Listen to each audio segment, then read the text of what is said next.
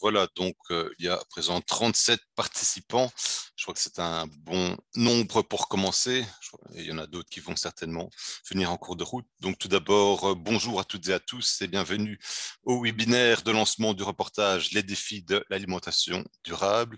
Je vous remercie pour votre présence. Juste une petite info, c'est que donc, ce webinaire fait l'objet d'un enregistrement et sera diffusé sur les réseaux sociaux. Donc, l'événement a lieu dans le cadre de la semaine du commerce équitable qui a commencé il y a exactement une semaine, qui va se poursuivre jusqu'à ce week-end. Si vous voulez voir s'il y a des événements qui ont lieu près de chez vous, bien n'hésitez pas à aller sur le site internet www.semaine-du-commerce-équitable.be, vous aurez toutes les infos. Alors, le reportage que l'on va visionner en avant-première, c'est le fruit d'un partenariat entre la Fédération belge du commerce équitable, dont je suis le coordinateur, ainsi que l'ESBEL Socopro. Donc, Socopro, ça signifie un service opérationnel du Collège des producteurs et qui comporte en son sein, comme son nom l'indique, le Collège des producteurs, donc qui est un organisme qui fait le lien entre les producteurs, les pouvoirs publics et les différents acteurs de filière. Au sein de la Socopro, il y a également le label Prix Juste Producteur, qui est un jeune label qui aura bientôt 4 ans, et c'est un label qui défend les intérêts des producteurs, agriculteurs wallons et même flamands maintenant. Et au sein de la Socopro, il y a également la cellule Manger demain, dont la mission est de rendre l'alimentation plus durable en Wallonie à travers divers projets comme le Green Deal Cantine durable ou d'autres projets comme le glanage solidaire dont il sera question aussi bien dans le reportage que dans les interventions orales qui viendront après le reportage. Alors, une brève présentation de la Fédération belge du commerce équitable, dont le nom officiel est Belgian Fair Trade Federation ou BFTF. Donc, c'est une plateforme qui reprend 37 acteurs actuellement, acteurs du commerce équitable. La majorité d'entre eux, un peu plus de 50%, sont actifs dans le secteur alimentaire. La majorité sont également des coopératives. Par rapport aux valeurs, aux principes sur lesquels se base la fédération, mais il s'agit des 10 principes du commerce équitable qui sont symbolisés à droite de l'écran. Voilà, ce sont les 10 principes mis en place par la World Fair Trade Organization, l'Organisation mondiale du commerce équitable dont BFTF est membre. Je ne vais pas les détailler ici, ce serait trop long, mais voilà, il y en a plusieurs que j'expliquerai un peu plus tard. Si vous souhaitez plus d'informations sur la fédération, allez jeter un œil sur notre site web www.bftf.be. Vous pourrez visionner notamment une brochure de 120 pages qui reprend finalement les acteurs du commerce équitable ainsi que leurs différents produits et aussi des explications sur la fédération, sur ses missions et sur le concept de commerce équitable en Belgique. Nous avons aussi édité un guide des labels de commerce éthique et équitable pour ceux qui veulent en savoir plus sur la label de commerce équitable. Et il y a aussi une rubrique vidéo avec notamment un reportage de 23 minutes qu'on avait réalisé l'année dernière sur les acteurs de commerce équitable en Belgique. Et si vous souhaitez avoir la brochure de 120 pages et ou le guide des labels version papier, il suffit de nous écrire à l'adresse ici info@bftf.be et ce sera avec un grand plaisir qu'on vous enverra par la poste des exemplaires de ces ouvrages.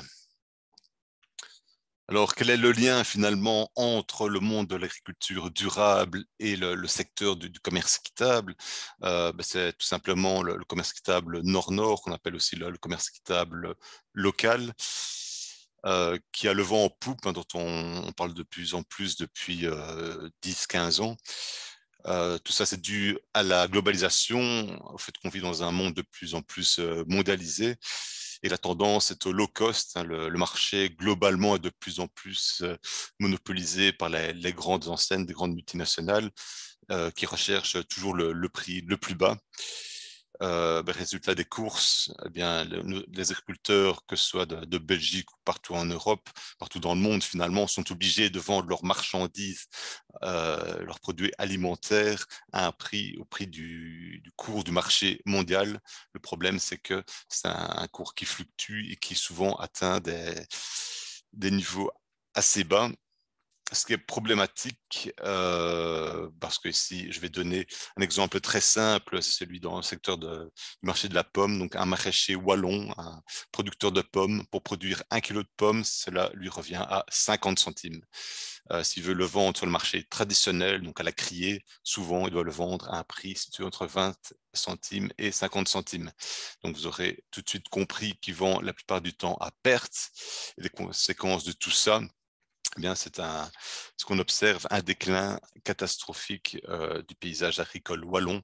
Ici, on va sur ce graphique qui est lié à la région wallonne. Enfin, je parle de la Wallonie, mais c'est le même évidemment pour toute la Belgique et pour toute l'Europe. En 1990, il y avait 29 000 exploitations agricoles en région wallonne et en 2016, on n'avait plus que 12 870. J'avoue que je n'ai pas les chiffres exacts pour 2021, mais on est aux alentours de 12 000 exploitations agricoles en région wallonne actuellement. Et parmi les fermiers qui ont moins de 30 ans, il n'en reste plus que 500. Donc la relève est loin d'être assurée. Tout ça, c'est dû au fait qu'être agriculteur, producteur de nos jours, c'est vraiment un métier très difficile et très peu rémunérateur de manière générale. Alors, donc voilà, oui, je comptais à souligner que voilà, dans le reportage, nous avons interrogé 5 agriculteurs, producteurs belges qui vont nous parler justement de toutes ces difficultés, aussi bien au niveau rémunération et sur d'autres, ils vont parler d'autres aspects des difficultés rencontrées dans leur travail. Nous avons aussi rencontré et interviewé, bon, via webcam cette fois-ci, eh bien 4 producteurs de cacao de Côte d'Ivoire. Pourquoi ce choix? Bien parce que le cacao est bien évidemment un secteur emblématique en Belgique avec le secteur du chocolat, et aussi parce que malheureusement, j'ai envie de dire, on parle beaucoup du secteur du cacao dans le monde du commerce équitable, parce que c'est un secteur qui reprend pas mal de problèmes, de problématiques, aussi bien d'ordre environnemental que d'ordre social. Et c'est pour ça d'ailleurs qu'il y a pas mal d'initiatives qui ont vu le jour. Une assez connue, c'est Beyond Chocolate, qui était d'ailleurs lancée, soutenue par le gouvernement fédéral. Alors, pour ce qui est du reportage et des défis d'alimentation durable que l'on va bientôt visionner, par rapport aux thématiques abordées, par rapport aux défis de l'alimentation durable qu'on a décidé de mettre en avant, on peut les résumer au nombre de 3. Le défi économique, le défi environnemental et le défi social. Voilà, à mon avis, il y a parmi les différents participants du webinaire plusieurs experts en développement durable qui ont directement fait le lien avec les 3 piliers du développement durable, ce qui est logique évidemment parce qu'on parle d'alimentation durable. En même temps, ça montre le lien ténu entre commerce équitable et développement durable. Alors pour ce qui est du défi économique, l'angle adopté, on s'est basé sur le concept du prix juste, qui est un des 10 principes du commerce équitable, et c'est vraiment une des valeurs cardinales du commerce équitable. Donc, qu'est-ce qu'un prix juste? C'est un prix qui couvre les frais de production de l'agriculteur, du producteur qui se trouve en amont des filières, aussi bien au nord qu'au sud, qui lui permet de s'octroyer un salaire, qui lui permet de vivre dignement, lui et sa famille, qui lui permet d'investir dans des projets sociaux et environnementaux, et si possible d'épargner. Et c'est loin d'être le cas, encore une fois, pour les producteurs aussi bien au sud qu'au nord. Le défi environnemental, ouais, mais souvent, oui, donc c'est le respect de l'environnement qui est également un des principes du commerce équitable. Alors souvent, c'est le transport qui est pointé du doigt comme étant voilà, une des principales sources de pollution liée à l'alimentation.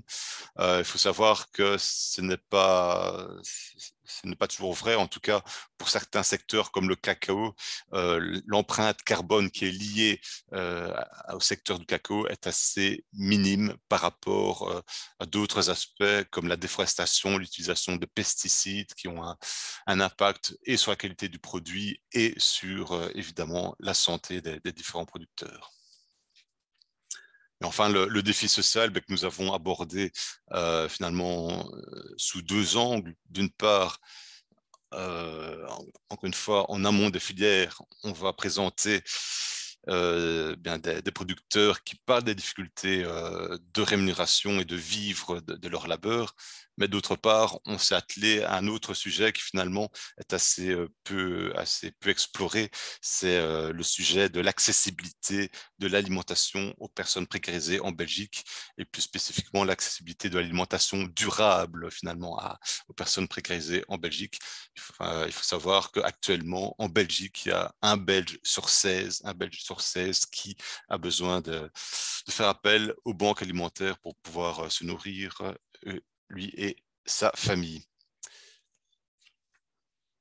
Donc voilà, il y aura aussi voilà, tout un aspect positif, je vous rassure. Voilà, quels sont les leviers on ne prétend pas évidemment apporter des réponses, enfin,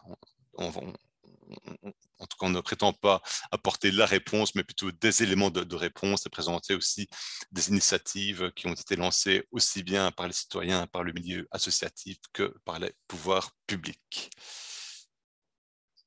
Voilà, voilà. Donc, j'ai assez parlé. La structure du webinaire est la suivante. J'ai bientôt terminé mon introduction. Bientôt, on va passer à la diffusion du reportage, donc qui dure 28 minutes. Et puis, on aura le plaisir d'entendre bien quatre experts, à savoir Christine Englebert, voilà, qui est une coach indépendante et qui a un, un des un magnifique métier, à savoir qu'elle se rend couramment en Côte d'Ivoire pour encadrer justement les producteurs de cacao. Magali Leroux qui travaille pour Manger Demain et qui va nous parler donc du projet de glanage solidaire dont il sera question dans le reportage.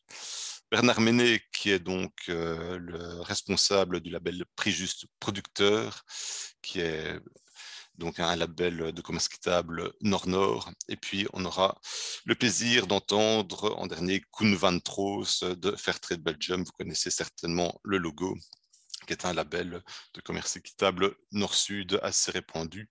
Si vous avez des questions, n'hésitez pas à l'écrire.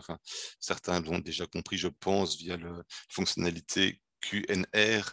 Et voilà, dans la mesure du possible, on pourra y répondre en fin de webinaire. Juste avant de lancer le webinaire, alors pour ceux et celles qui sont à Bruxelles actuellement, il faut savoir que eh bien, dans un peu plus de 2 heures, donc la Fédération belge du commerce équitable organise un événement au Hall Saint-Géry, au centre de Bruxelles, quoi, tout près de la Bourse. C'est un afterwork avec des stands de sensibilisation et de vente de produits du commerce équitable avec des prises de parole sur le thème du travail décent. Donc vous êtes tous et toutes les bienvenus à partir de 16 heures jusqu'à au moins 20 heures. Voilà, voilà. Eh bien, bon vidéo et on se revoit dans 28 minutes.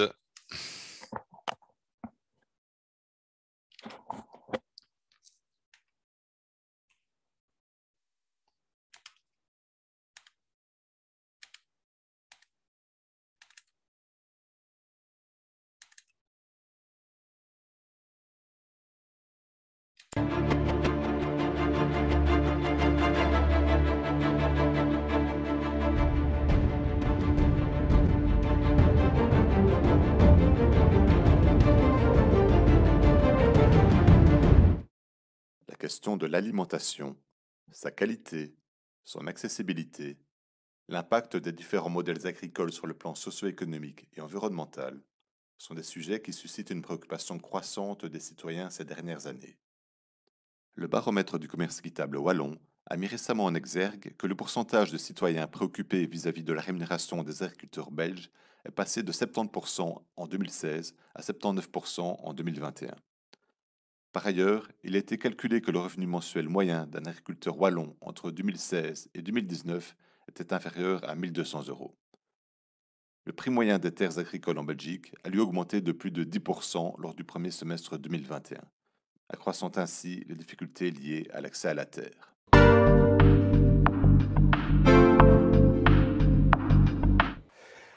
Vendre ses produits à un prix rémunérateur est un problème, un vrai problème en agriculture. Je pense qu'on l'entend souvent, le martèle souvent, mais on ne le martèle pas sans raison. On est un peu bloqué par cette situation où les prix du marché, les prix des légumes sont artificiellement bas, soit parce que c'est des produits subsidiés, soit parce que c'est des produits qui sont produits dans des conditions écologiques ou sociales qui ne sont pas respectables. Quand on a commencé, le prix carcasse était à 5,50 carcasse pendue.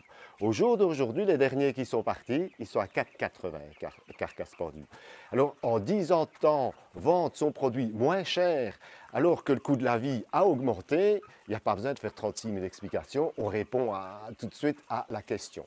Le gros problème maintenant, c'est qu'on remarque que les marges qui avaient augmenté depuis 1 an et demi se resserrent de nouveau parce qu'il y a de nouveau une flambée au niveau des denrées alimentaires, au niveau de la matière première, et que le prix n'évolue pas par rapport au coût de production. Donc on va dire le gain qu'on a eu il y a 1 an et demi, c'est un petit peu perdu dû au coût explosif des aliments de finition pour le bétail. Souvent, on travaille beaucoup, donc le taux horaire est plus bas par rapport au temps de travail. Et donc, par exemple, il y a une étude qui a été faite. En moyenne, un maraîcher va gagner 8 euros brut de l'heure. Qui est-ce qui achète? Ce sont des sociétés importantes, de plus en plus importantes en taille. Et qu'est-ce qu'ils font? C'est compréhensible, mais c'est malheureux pour nous. Qu'est-ce qu'ils font? Ils compriment, ils essayent de gagner plus. Si on essaye de gagner plus, où est-ce qu'on s'y retrouve? On fait une économie d'échelle jusqu'à un certain point. Après, qu'est-ce qu'on fait? On tasse le prix d'achat. Et quand on tasse le prix d'achat, qu'est-ce qui se trouve? Qu'est-ce qui se trouve là? C'est le producteur. En Afrique, l'impact de la mondialisation et de la course au profit maximum pour un coût minimum est encore plus interpellant, aussi bien sur le plan social qu'environnemental. En Côte d'Ivoire, pays exportateur de plus de la moitié du cacao mondial, plus de 90% des forêts ont été détruites, déréglant ainsi l'écosystème tropical. Selon la Banque mondiale, plus de la moitié des planteurs de cacao ivoiriens vivent sur le seuil de pauvreté avec moins de 1,20 $ par jour. Il y a la misère. Les producteurs n'arrivent pas à scolariser leurs enfants, ils n'arrivent pas à se soigner, ils n'arrivent pas à manger à leur faim. Donc, en général, il y a la pauvreté extrême entre les producteurs. Avant que nous rentrons, nous avançons jusqu'au commerce équitable, il y a des producteurs qui mangeaient une fois dans la journée. Et souvent, il n'y a pas de protéines, il n'y a pas de viande, on va prendre du champignon, bien quelque chose comme ça. Comme il n'y a pas de viande, il n'y a pas de poulet, il n'y a pas de poisson. Comment il va faire face à ses besoins? Comment il va faire pour payer ses producteurs? Comment il va faire pour payer ses travailleurs, du moins? Donc, ça agit directement sur la qualité du cacao vendu, puisque pour faire les fèves de cacao de qualité, ça nécessite des moyens.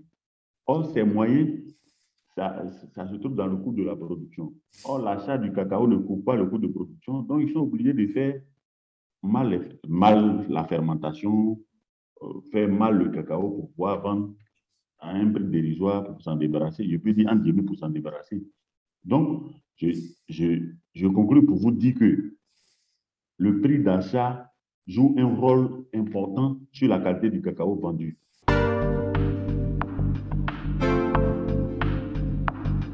Une des premières choses qu'on devrait faire, c'est faire plutôt un calcul du prix de revient du produit à vendre et pas un système dans lequel les acheteurs mettent la pression sur le prix. Donc, comment est-ce qu'on fait ça? Une des solutions, une des choses qui répond un peu à ça, je pense, c'est le label Prix Juste Producteur, qui, lui, est attentif à ça, est attentif à l'évolution du prix, entre autres des matières premières, et du prix de vente du produit. Dès le départ, dès qu'on est rentré dans le commerce équitable, on a vu une très grande différence. Dans un premier temps, les partenaires avec qui nous avons commencé à travailler nous a permis de mettre un programme de suivi, de coaching de nos producteurs en place. plusieurs actions ont été menées pour que le producteur puisse subvenir à ses besoins à travers l'aspiration du commerce équitable que nous voyons ici faire trade. Pour ça, il faudrait que les politiques encouragent et arrêtent d'encourager je vais dire les grosses chaînes et les marchés publics et qu'on en revienne plus à quelque chose de, je veux dire, de local et rémunérateur pour les producteurs ici. Au départ, c'était un peu difficile avant la certification, mais depuis que nous avons inscrit notre coopérative dans les programmes de durabilité, notamment le Fairtrade et puis les autres programmes de certification, nous voyons vraiment une amélioration nette au niveau du revenu même du travailleur en interne, c'est-à-dire de l'ouvrier. Nous, le fait qu'on travaille en coopérative, ça nous aide beaucoup. Ça nous permet de compter sur la solidarité des uns et des autres. Et puis on se fonde aussi sur des mouvements citoyens qui sont autour de nous. On a réfléchi à toutes les cultures pour avoir des cultures qui sont les plus valorisables possibles directement à la ferme. Et donc on valorise vraiment quasi tous nos produits en direct, ce qui nous aide quand même, en tout cas, à avoir de la maîtrise sur la valorisation de nos productions. Nous manipulons la fève, mais nous pensons que derrière la fève, il y a les transformateurs et les chocolatiers qui, eux, sont les spécialistes dans la transformation, la consommation, tout ça. Donc, nous pensons que si ces décideurs-là, ou ces acheteurs finaux, ces chocolatiers finaux s'impliquent encore à un pourcentage aussi élevé que celui actuel, on peut rémunérer mieux le producteur vraiment partout dans le monde certifié Fairtrade. On sait bien que tout changement, ça prend du temps et il faut tout le temps que les mentalités changent. Mais je pense aussi que tout ça, c'est dans le consommateur a le pouvoir aussi de pouvoir changer les choses.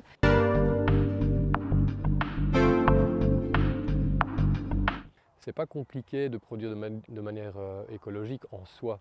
La difficulté, c'est qu'on introduit, ou plutôt on exclut toute une série de pratiques qui font que le reste de l'agriculture est moins cher que nous. Et donc du coup, il y a l'utilisation des fongicides, de pesticides, d'engrais aussi qui sont directement assimilables par la plante. Ce sont toutes des choses que nous on exclut, des pratiques aussi qu'on exclut, un travail du sol qui est différent aussi. Et donc en fait la mise en place de toutes ces questions écologiques dans notre production, elle pose problème in fine sur les prix. En fait. La difficulté se trouve au niveau des intrants. Au niveau il faut utiliser du compost pour fertiliser le sol. Et comme insecticide, il faut carrément utiliser d'autres produits qui ne sont pas accessibles, en tout cas à nous, à notre niveau. Voilà. Et en tout cas, pour pallier à ça, à CPSL, on est en collaboration avec d'autres partenaires. On est en train de fabriquer nous-mêmes des produits, voilà, pour mieux lutter contre ces ravageurs-là. Et comme ça va nous permettre de produire à 100% bio. Si on fait de l'agriculture écologique, de l'agroécologie ou de l'agroforesterie, on le fait par conviction et par passion, et on le fait parce qu'on a envie de quelque chose et contribuer à du changement et créer un nouveau modèle d'agriculture qui est plus soutenable pour la planète en général et pour la santé. Donc ça, c'est une première chose. Maintenant, c'est sûr que ce n'est pas toujours évident. Voilà, ça dépend aussi si on est plus mécanisé ou moins mécanisé. Nous, on fait tout à la main. Nous voudrons produire des produits bio, non seulement pour notre santé, mais pour ceux que nous nourrissons aussi. Et malheureusement, la question bio n'est pas aussi développée en Côte d'Ivoire. Quand on veut avoir des informations ou bien des produits, ainsi de suite, le marché est très réduit et on est obligé de connaître quelqu'un qui va nous mettre sur le chemin, et en général, ce n'est pas du tout facile. On importe des produits agricoles, de la viande, des choses pareilles, du bout du monde, à des prix très bas, qu'on produit dans des conditions pas du tout équivalentes à nous écologiquement, par exemple, en respect du bien-être animal et tout ça. Il y a aussi la politique agricole commune et la redistribution de la politique agricole commune qui n'est pas favorable aux maraîchers sur petite surface. Elle est plutôt favorable aux personnes qui ont des grandes surfaces. Donc on est quand même globalement dans un système qui ne favorise pas les petits maraîchers, qui ne favorise pas particulièrement non plus la redécouverte d'un métier plus écologique. On est en train de nouveau négocier Mercosur au niveau européen. On pensait que ça ne passerait pas. C'est à peu près capoté. Et on signe des accords avec le Brésil qui détruit des milliers d'hectares de forêt. Et on sait très bien qu'est-ce que la forêt fait. Elle prend le CO2. Quel est notre problème aujourd'hui au niveau planétaire? C'est le CO2. Et on signe des accords avec ces gens-là pour importer la viande qu'on sait produire ici dans de meilleures conditions. Les conséquences, on le vit actuellement, puisque les gens n'arrivent pas à produire, la production qu'ils produisent n'arrive pas à être achetée convenablement. Donc, les gens sont obligés à se donner à la déforestation, puisqu'ils se disent qu'il faut faire une grande quantité pour pouvoir vendre, pour pouvoir survivre. Les conséquences, on la connaît, la déforestation, le changement climatique, les migrations. Donc, les conséquences, on la vit en plein pied en 2021 au XXIe siècle.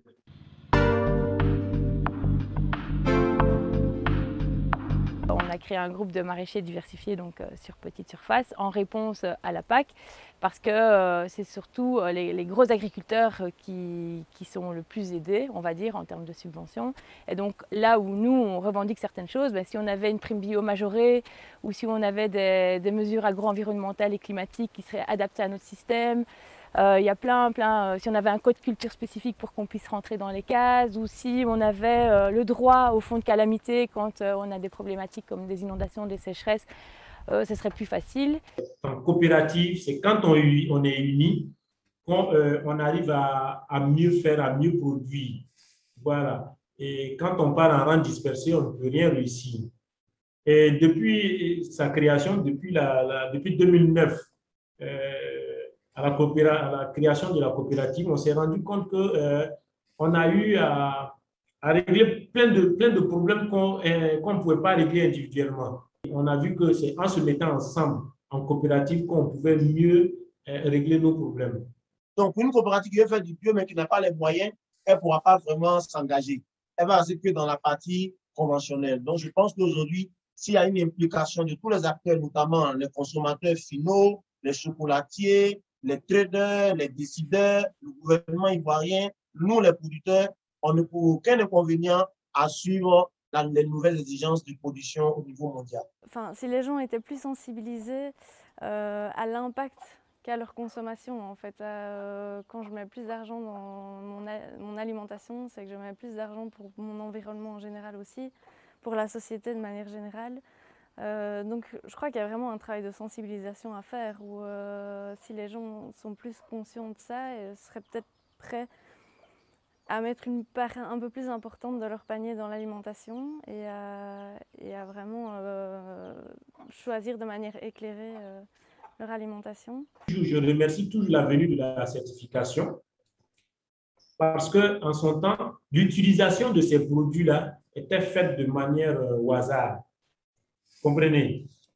Voilà, un producteur pouvait se lever à n'importe quel moment, aller au marché, s'acheter des pesticides et venir traiter son champ.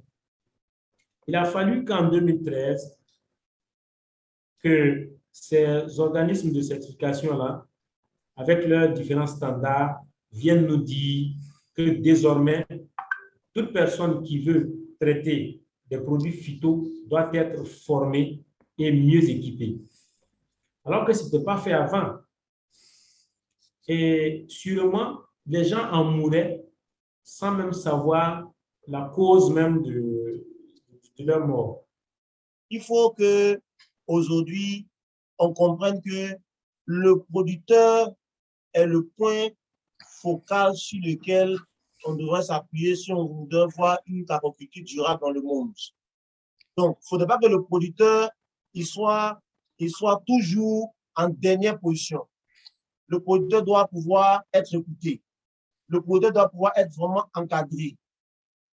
À l'autre extrémité de la chaîne d'approvisionnement, la part des dépenses alimentaires dans le budget des ménages belges est passée de 28% en 1960 à 11% en 2018, à cause notamment de l'augmentation du niveau de vie et de la priorisation donnée aux loisirs et aux biens de consommation. Malgré ce constat, on observe que même dans les pays les plus riches, un nombre croissant de personnes n'ont d'autre choix que de se tourner vers les banques alimentaires et les épiceries sociales pour pouvoir subvenir à leurs besoins.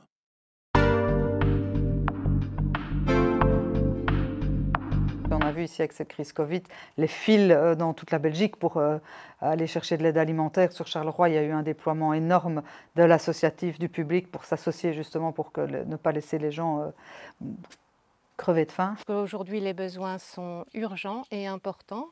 En Belgique, avant la crise Covid, on imaginait qu'il y avait plus de 450 000 personnes qui dépendaient de l'aide alimentaire tous les jours pour faire face à leurs besoins quotidiens. Aujourd'hui, on imagine que ces besoins ont augmenté de près de 30% et que ce nombre a augmenté jusqu'à peu près 600 000, 650 000 personnes, ce qui fait une fraction importante de la population belge. Chaque année, c'est un défi de nourrir la population qui a de plus en plus de mal à le faire. On a eu des projets particuliers pour les plus jeunes, pour les étudiants, pour pouvoir essayer de toucher tous les publics, pour ne fût-ce qu'épargner le reste de leur budget en pouvant les soutenir au niveau de l'alimentation.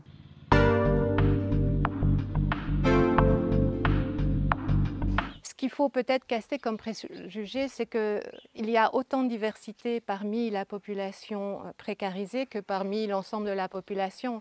On ne peut pas dire tous les consommateurs vivant des situations de pauvreté consomment de la même manière, ont le même type de comportement. Ils sont tous contraints par les finances, ça c'est très clair, ça limite très clairement leur accès à une alimentation plus chère. Et souvent, l'alimentation plus qualitative est plus chère. Je pense que l'intérêt est là. Voilà, on en discute. Voilà, dans les ateliers, c'est quand même un sujet qui revient régulièrement sur l'interrogation de ce qu'on mange, sur les bienfaits de l'alimentation et de la santé. À côté de ça, je pense que la discussion est quand même souvent encore sur le coût d'une alimentation durable, d'une alimentation bio, avec des personnes qui finalement continuent à toucher très peu d'argent et d'avoir très peu de marge de manœuvre dans le coût de ce que ça va leur coûter sur la semaine et sur le mois au niveau de l'alimentation. Ce qu'il y a, c'est que ces produits sont souvent plus chers et ils ont une image quand même culturelle dans laquelle les ménages en grande précarité ne se retrouvent pas toujours. Ils ne font pas partie de cercles de gens qui peuvent se permettre de consommer ces aliments plus chers et du coup, voilà, ils n'identifient pas ces aliments comme prioritaires. Le public précarisé est un public qui a très peu de marge de manœuvre et quand on compte ses euros, voire ses cents à la fin du mois, évidemment, la priorité ne sera peut-être pas nécessairement un produit durable ou un produit à circuit court. C'est ainsi que le CPS de la ville de Charleroi, qui fait partie des 220 signataires du projet Green Deal Cantine Durable, a lié un partenariat avec la cellule Manger Demain et le Collège des producteurs pour la première opération de glanage solidaire encadrée. Depuis cette action test, les opérations de glanage solidaire se multiplient entre d'autres partenaires.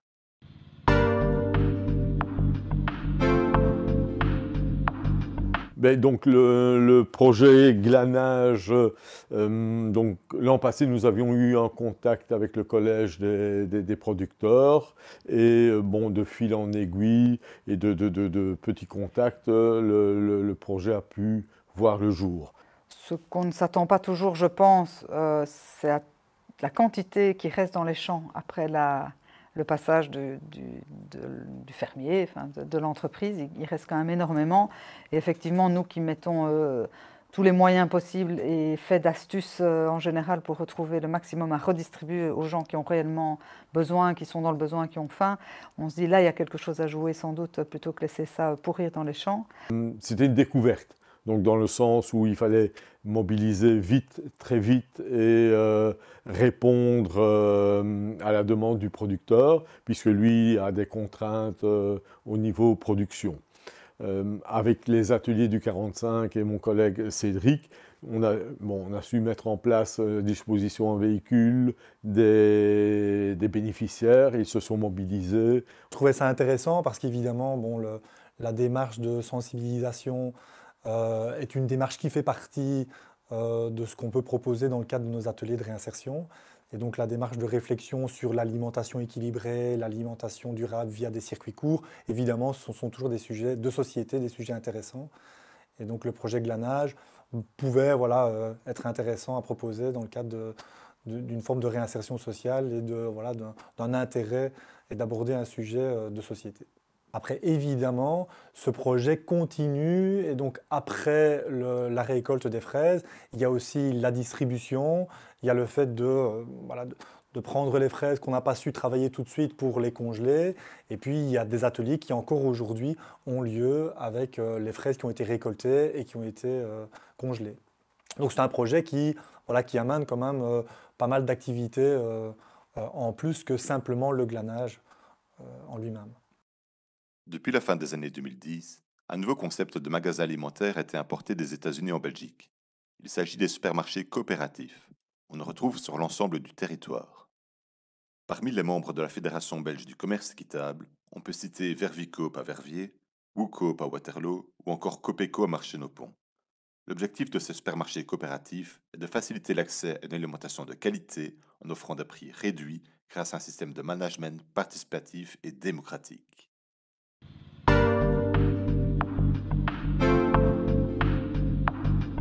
Voilà, alors Copeco, c'est né d'un rêve en fait, de quelques citoyens en 2015. Ils se sont réunis et ils avaient cette ambition de dire mais pourquoi est-ce que la nourriture saine, la nourriture bio, la nourriture équitable n'est pas accessible à tout le monde. Et c'était ça l'objectif, c'est la rendre accessible au plus grand nombre. Et puis après, bon, le projet a évolué. Au début, ça a commencé avec des paniers qu'on pouvait commander sur Internet. Puis après, on a eu la chance d'avoir un magasin. Et aujourd'hui, il y a près de 500 coopérateurs qui sont dans la coopérative. Donc, l'idée, c'est un coopérateur, il s'engage à donner 3 heures de son temps en contrepartie de la possibilité de faire ses achats au niveau du magasin et de la coopérative et de participer bien évidemment à toutes les autres activités parce qu'il y a aussi un groupe musical, il y a des conférences, enfin c'est plus qu'un magasin le projet Copeco, c'est vraiment... L'idée aussi, c'est de se réapproprier son alimentation et ça passe bien sûr par une certaine forme de consommation, mais c'est aussi un apprentissage, réapprendre d'où vient notre nourriture, qui produit notre nourriture, c'est quoi payer justement un producteur. Voilà. Et si on veut donner accès au plus grand nombre, il est important, c'est pas simplement présenter des produits, il faut aussi expliquer. Et c'est pour ça qu'on a aussi tout cet aspect d'éducation permanente.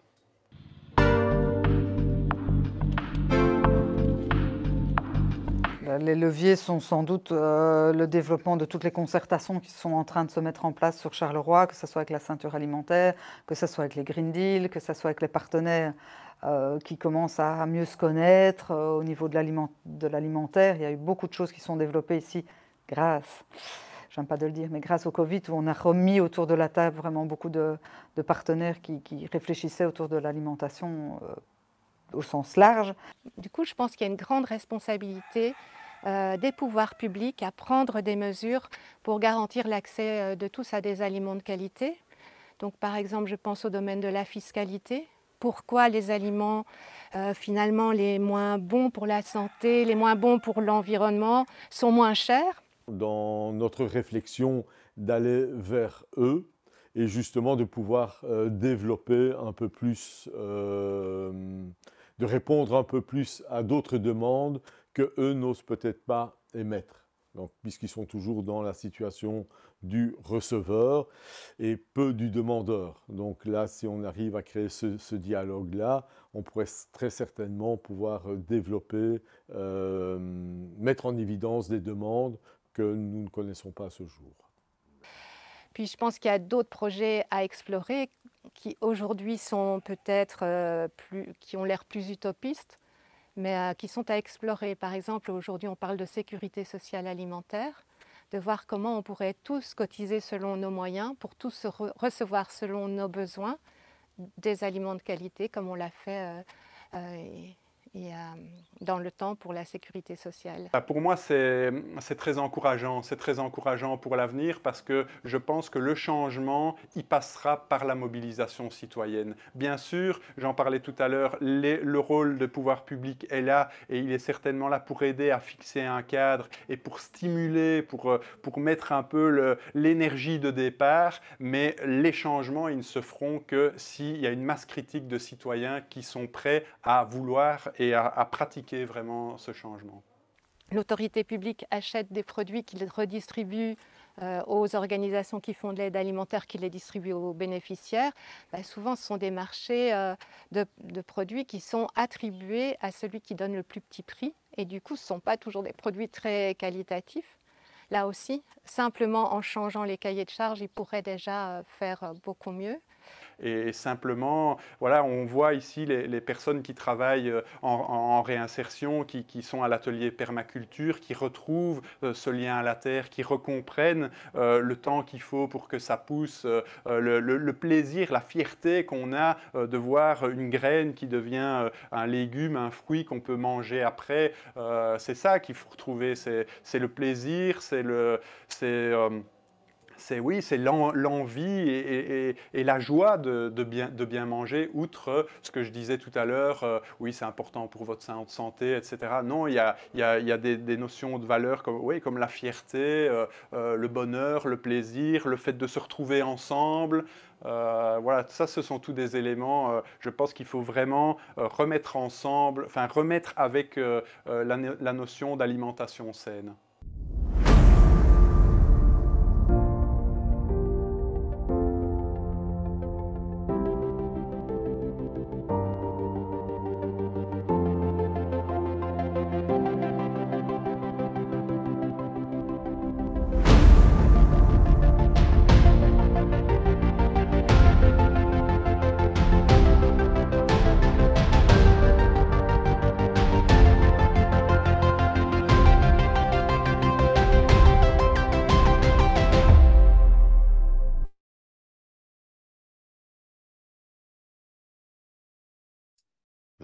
Voilà, ben, j'espère que le reportage vous a plu. Apparemment, ben, il était captivant un minimum, parce que vous étiez plus de 50 au début, vous êtes resté au-dessus de 50 et même un peu plus à la fin, donc c'est bon signe. Donc, à présent, on va approfondir certains sujets qui ont été abordés donc, dans le reportage, à commencer par le monde des producteurs de cacao en Côte d'Ivoire. Donc, on va avoir le plaisir d'entendre Christine Englebert, qui se présentera mieux que moi et parlera donc de son expérience avec les coopératives. Christine, je t'en prie, donc tu peux partager ton écran pour faire défiler les slides. Ok. Hop. Voilà. Voilà, bonjour à tous. Merci Pierre-Yves de me donner la parole. Vous m'entendez bien? Tout va bien? Oui. Ok. Donc, moi, je m'appelle donc du coup Christine Englebert. Comme Pierre-Yves l'a dit, je suis coach indépendant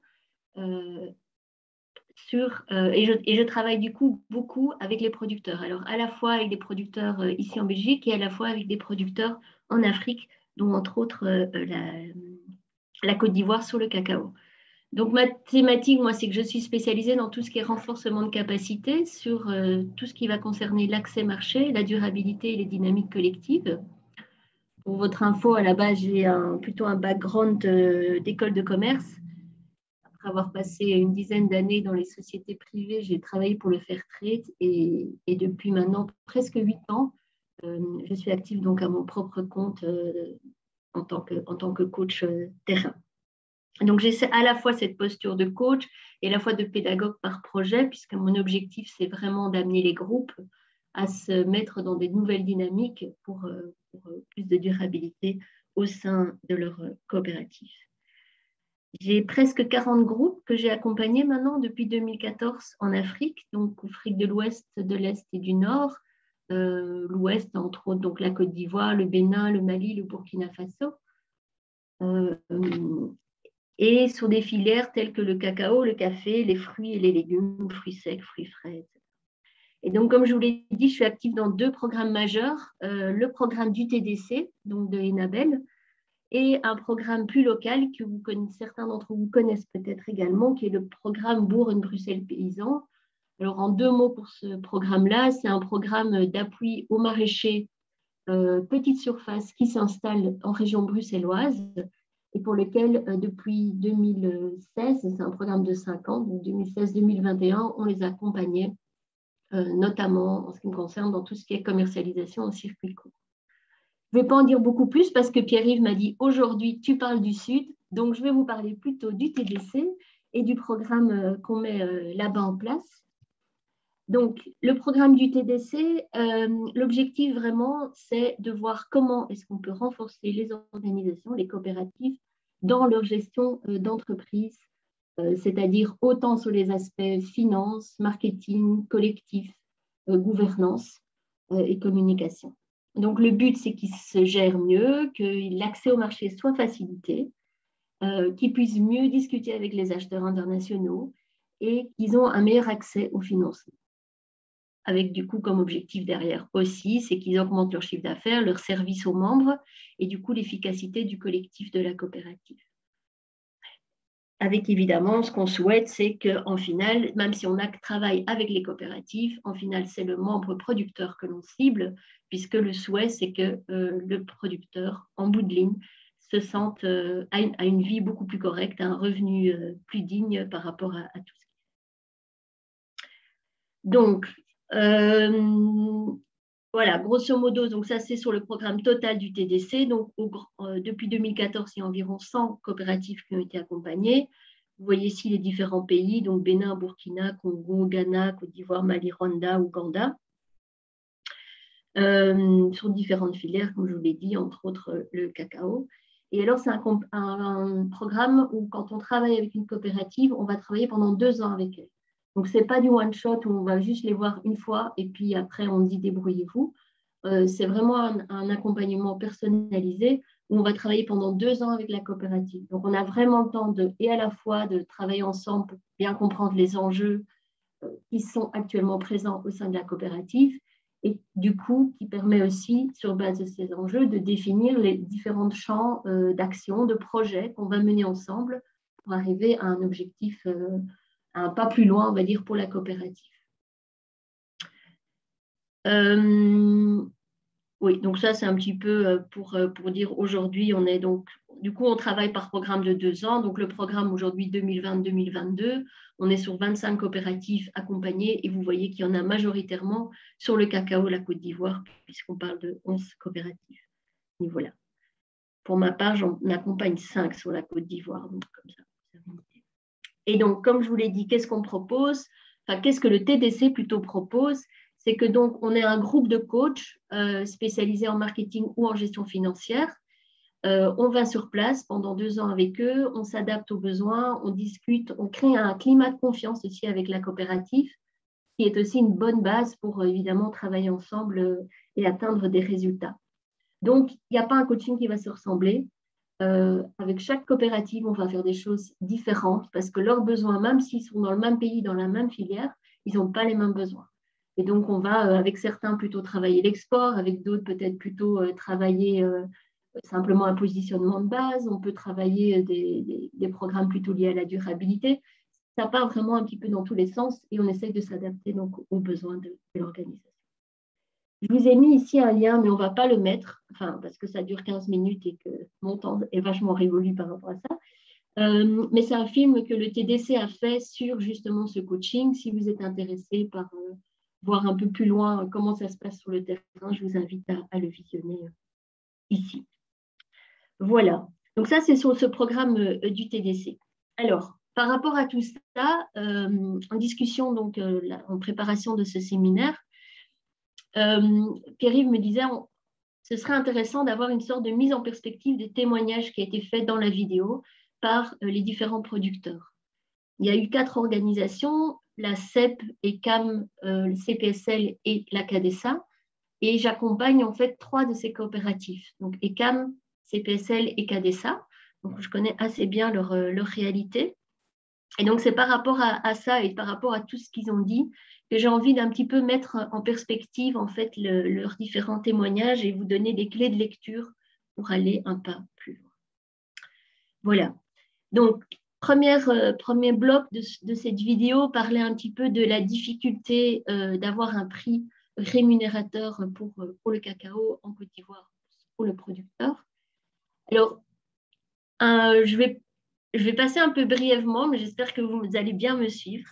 Donc, d'abord, le prix du cacao sur la Côte d'Ivoire, c'est quand même un système très, très spécifique. Donc, ce n'est pas du tout similaire par rapport à nos prix de produits maraîchers comme on peut l'avoir en Belgique, puisque le prix est fixé par l'État de Côte d'Ivoire. Donc, à chaque démarrage de saison, qui a lieu le 1er octobre, donc ici, au 1er octobre, a été annoncé le prix pour la campagne de cacao qui va donc de octobre jusqu'en mars de l'année suivante. Donc, cette fois-ci, il a été fixé 825 francs et ce sera ce prix-là qui sera payé aux producteurs pendant toute cette campagne. À ça va se rajouter également un barème pour les coopératives. Tout ça, c'est fixe. L'État fixe vraiment tout le prix. Et donc, il y a à ce niveau-là peu ou pas de possibilité de changer la donne. Donc ça, c'est une chose importante. Donc, quand on parle de prix juste du cacao en Côte d'Ivoire, en fait, la différence, elle va pouvoir se faire surtout via d'autres leviers, notamment les programmes de durabilité et les certifications. Pourquoi? Parce que à travers ces programmes de durabilité et de certification, l'acheteur va pouvoir donner une sorte de différentiel. Donc, ils vont recevoir un prix en plus s'ils participent, par exemple, au programme Rainforest, par exemple. Ou s'ils font partie du Fairtrade, ils ont aussi une prime supplémentaire. Et souvent, cette prime, elle va être divisée en 3 morceaux, c'est-à-dire une partie va aller au producteur, une partie va aller à la coopérative pour son côté opérationnalisation de son quotidien, on va dire.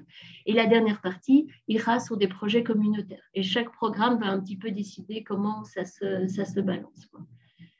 Au plus, le programme est ambitieux en termes d'ajout, on va dire, par rapport au prix officiel de l'État, évidemment, au plus ça compense la faiblesse de ce prix pour le producteur. Parce qu'au même titre que dans le reportage, on disait on vend de moins en moins cher et le coût de la vie augmente, l'Afrique, la Côte d'Ivoire n'est pas du tout épargnée par cela. Le coût de la vie continue à augmenter en Afrique, en Côte d'Ivoire. Les marges diminuent sur les produits agricoles parce que le coût des intrants augmente aussi. Et toutes ces choses-là, en général, on en parle peu. Mais en final, parler de prix juste, pour moi, c'est aussi parler de marge et de vérifier est-ce que la marge pour le producteur, elle est toujours OK. Et là, la pression, elle est très, très forte pour les producteurs en Côte d'Ivoire. Donc, recevoir des petits plus grâce aux certifications ou d'autres programmes, c'est vraiment, vraiment vital pour eux. Une autre chose importante aussi sur le marché de la Côte d'Ivoire, c'est que c'est un écosystème qui est dominé par des multinationales du cacao. On est quand même assez proche d'un marché oligopole chez eux. Et qui dit grosse multinationale dit recherche de volume avant tout. Donc, moi, j'ai souvent tendance à dire pour moi que la Côte d'Ivoire, c'est l'industrie du cacao de manière agricole. Donc, on a créé la Côte d'Ivoire, on les a poussés à se grouper en coopérative parce que si on est en coopérative, oui, OK, on est ensemble, mais en fait, on fait surtout beaucoup de volume. Et comme le marché avec ces multinationales, ils ont besoin de beaucoup de volume. Donc voilà, on est quand même dans un marché qui est très, très, très fort cadenassé par cette réalité des multinationales qui impose la donne et qui fait que le producteur est au bout de la chaîne et finalement, même si on en parle beaucoup de lui, qu'on le met beaucoup en avant, il a très, très peu d'impact sur cette chaîne. Il y a des chiffres qui, à un moment, parlaient de dire que sur 100% des revenus du cacao, du chocolat, du cacao, il y a seulement 6%, dans le meilleur des cas, qui arrivent aux producteurs. Ça reste vraiment très, très... voilà. Alors, faible prix égale faible qualité, c'était l'homme de la SEB qui le mentionnait. Effectivement, c'est aussi une très grande difficulté. Le prix tel qu'il est fixé par l'État est un prix standard, grade 1, grade 2, comme on dit dans le secteur du cacao. Mais en fait, du coup, la qualité, à part la qualité standard imposée, si vous faites de la surqualité, personne ne va spécialement vous donner un plus par rapport à ça, sauf si l'acheteur vous fait rentrer dans un programme ou apporte une prime. Mais donc, du coup, voilà. Donc, si on donne un faible prix au producteur, ben, le producteur qui est déjà dans des systèmes, dans des niveaux de vie assez pauvres, voire très pauvres, ben, c'est sûr qu'il ne va pas pouvoir faire des miracles non plus en termes de production, qu'il va avoir du mal à bien tenir son champ dans les règles de l'art et que du coup, ben, voilà, c'est un cercle vertueux vers le bas, malheureusement. Voilà. Alors, l'autre partie était plutôt sur la difficulté de produire durablement. Alors là, idem, on est sur un marché où il y a beaucoup de programmes durables. Donc, toutes les multinationales ont chacun un programme durable. Soit se sont alliés à un label, soit ont développé eux-mêmes leur propre programme de durabilité. Et alors, ben, chacun va y mettre un accent un petit peu différent. Mais en gros, sur la Côte d'Ivoire, les grandes thématiques dont on parle beaucoup, c'est le changement climatique, tout ce qui va concerner l'agroforesterie, parce qu'effectivement, 90% de la forêt de Côte d'Ivoire a aujourd'hui disparu, donc c'est quand même un gros problème. Et la dernière thématique, c'est aussi tout ce qui va concerner le travail des enfants. À ça vont se rajouter d'autres choses, qu'est le soutien à l'entrepreneuriat, le genre avec les femmes, etc. Et donc, voilà, chaque programme va un petit peu avoir son axe. Et ce que je voudrais souligner par rapport à ça, et c'est ce que disait Armand de la CADESA, pour le citer, il dit « On n'a pas d'inconvénient à suivre les nouvelles exigences du marché international ». Donc, ça montre bien, en fait, à quel point, en fait, le marché de Côte d'Ivoire du cacao n'est pas un marché vraiment dans les mains du producteur, mais plutôt dans les mains de l'État et des multinationales, où le producteur fait ce que le marché va lui demander, entre guillemets. Donc, si le marché lui dit demain tu es bio, ok, il va essayer de faire en sorte qu'il est bio. Si pour autant on le rémunère par rapport à ça, évidemment. Mais sinon, grosso modo, il va s'adapter. Donc, on n'est pas du tout... Ouais. Excuse-moi, je me permets juste de jouer au gestionnaire du temps pour ne pas trop déborder sur le timing. Voilà. Donc, si tu pouvais terminer dans 2-3 minutes, ce serait magnifique. Merci beaucoup. J'y étais presque. Voilà, du coup, j'ai perdu un peu le film. Oui, donc du coup, juste pour dire qu'effectivement, en termes de durabilité, la durabilité ne se vit pas en Afrique, en tout cas en Côte d'Ivoire, comme elle se vit chez nous. On a peu d'initiatives de transition vraiment assumées.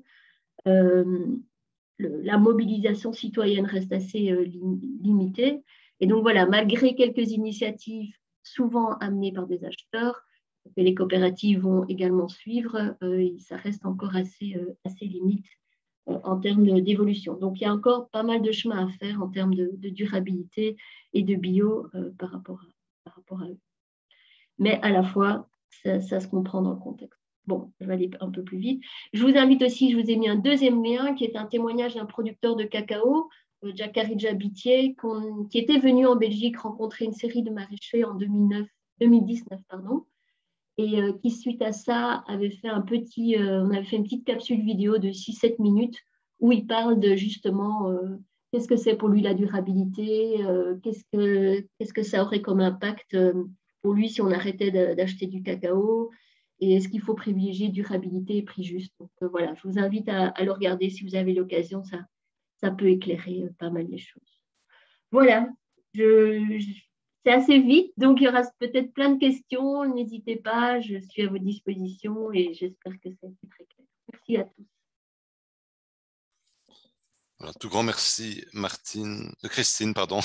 Par rapport aux différents liens que tu as énoncés, je crois que tu peux les copier-coller dans les discussions pour ceux que ça intéresse. Je ferai ça. Et donc voilà, encore une fois, tout grand merci pour cet éclairage par rapport au secteur du cacao en Côte d'Ivoire. Maintenant, on va revenir en Belgique avec Magali Leroux de Manger Demain, voilà, qui va nous parler donc notamment du projet de glanage et de glanage solidaire. Glanage qui était un concept qui personnellement m'était assez obscur. Donc Magali, je t'en prie, tu peux partager ton fichier. D'accord, merci. Alors, où est-il? Je ne le vois pas. Donc, si tu pouvais le passer, ça serait super. Alors, Ah, le voilà, je l'ai. ouais. Vous les voyez? C'est bon? Non, pas pour l'instant. Bon, alors tu peux le faire parce que je ne sais pas comment faire. Et on va essayer.